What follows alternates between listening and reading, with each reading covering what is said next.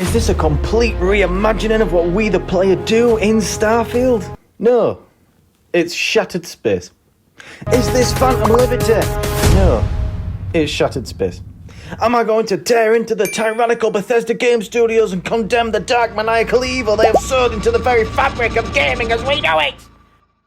No, I'm going to review Shattered Space in 2025. Let's go! Shall I deal with them? Allow me.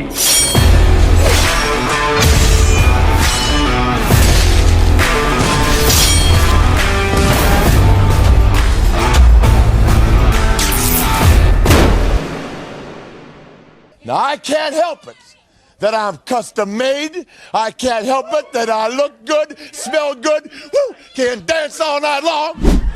Okay, look. If you hate the base game of Starfield with a burning passion... Pronouns! Gender ambiguity! Then there's nothing for you here. If, however, you enjoyed Starfield, were intrigued by House of Va'ruun and wanted more from them, who they are, and where they've been all this time, this could definitely be worth your while. Shattered Space starts slow, and it burns slow in my opinion. It's tricky because if you haven't touched Starfield in a while, I would say outside of the immediate zero-gravity space station shootout with cosmic spectres, then the opening hours of becoming acquainted with Va'ruun Kai will probably leave you a little bored.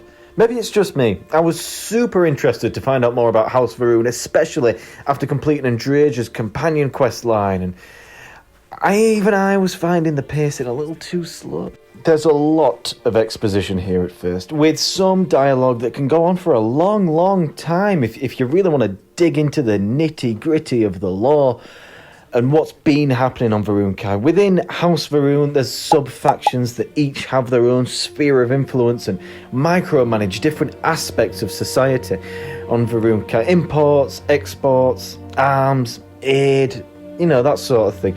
Even though I personally have wished for more handcrafted spaces in Starfield, especially landscapes and open spaces around cities, which is exactly what we got here, it didn't take long at all before I missed my spaceship. And all I wanted to do was jump back on board and take off and explore the stars. Although the planet we're given to explore is stunningly beautiful with distant horizons and landmarks that beckon your attention, it's just not what's actually on offer here.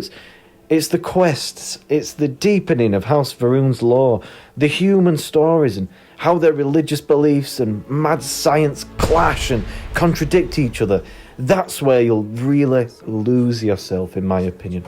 I would say it's hit and miss sometimes, but some of the writing here is a step up from the base game, with deeply personal and human stories shining through, like helping an old man with developing memory issues clean out his apartment, leading to investigating a seemingly haunted orphanage. It turned into one of the most emotional and touching moments I've seen in any Bethesda title, and these small moments had me enthralled, whilst the typical Bethesda exploration felt lackluster, and the majority of quests taking place within the one cell, in all honesty, often left me feeling a little claustrophobic, actually.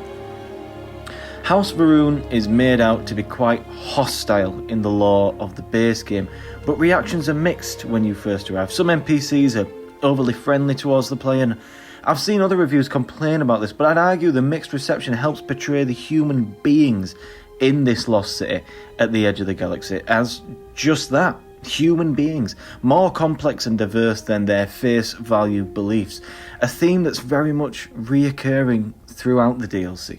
Before long on Va'ruun Kai, I was tasked with helping out some of these human beings via the different factions within House Va'ruun, and things quickly become entangled with stolen shipments, kidnaps and contraband. You'll find yourself hunting down leads in an Agatha Christie-esque turn of events when an Asako Va'ruun goes missing before the player character gets there, and the governing body of the High Council becomes susceptible to foul play. You'll go back and forth between these missions and that of a mad scientist charging up a gravity cannon in the city centre.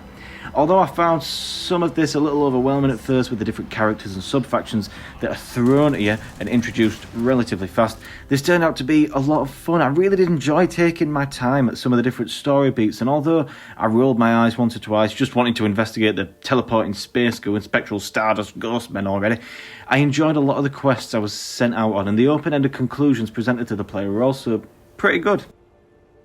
Through resolving conflicts between the great houses as Vindicator, exploring the new city, plus the new unique areas around it, alongside some side questing, I found myself over 15 hours deep into Shattered Space before I started approaching what I would call the real meat and bones of this DLC expansion, which Bethesda pushes on you with some fantastic set pieces and some well-balanced cosmic mysteries that slot right into Starfield's atmosphere. But then it all ends quite abruptly. Just as I felt I settled into this brand new and unique zone, confronting the main antagonists, I was presented with a thrilling action sequence that stands out and feels very well polished and exciting and well executed, and then everything grinds to a halt kind of abruptly. Andreja also felt a little out of sorts in the main campaign. Although she has a lot to say through side content and certain overworld scenarios, I just wish she could interject a little more, especially during some of the final dialogue leading to a moral decision I wish she could have weighed in on at the time. And I do want to mention here, on the Series S with the Rev 8, particularly around the giant crater, I did experience some really nasty performance hits, frame rate dips and pop-ins. Everything else was fine, but the crowded, busy areas did not agree with that space buggy one bit.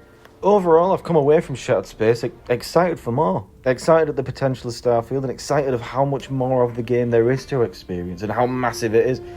Despite hitting some performance issues and despite finding the pace a little slow every now and then, I am still really enjoying just exploring Starfield. It's good to be out and about. Just hanging out, just being in the worlds, and yeah, I've come away from Shattered Space hungry for more. A wonderful 72-year-old lady with a whopping 13,000 hours clocked into Fallout 4 left a very heartwarming and endearing comment on a separate Starfield-related video I uploaded, stating she can't wait for another playthrough of Shattered Space. And look, Laurie, I get it. There's a good amount of player agency that comes at you fast here, and although the immediate explorable area outside Varun Kai doesn't quite reach the dizzying heights and thrills of, say, Skyrim's open world, it is simply gorgeous. Some of the top tier dungeon level design seen from Bethesda is here. It's top shelf. If, however, you're looking to buy Shattered Space to spice up your Starfield experience with a fast-paced, helter-skelter ride through time and space, or you're looking to scratch that Elder Scrolls or Fallout overworld exploration itch, I'd struggle to recommend Shattered Space.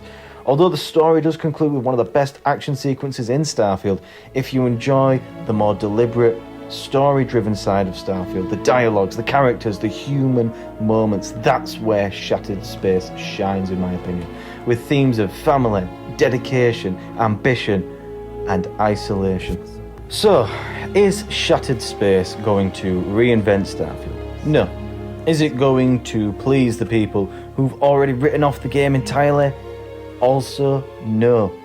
But for those of us who wanted to believe, who saw the potential in House Varun's haunting mystique, who craved more than just procedurally generated exploration, there's something here.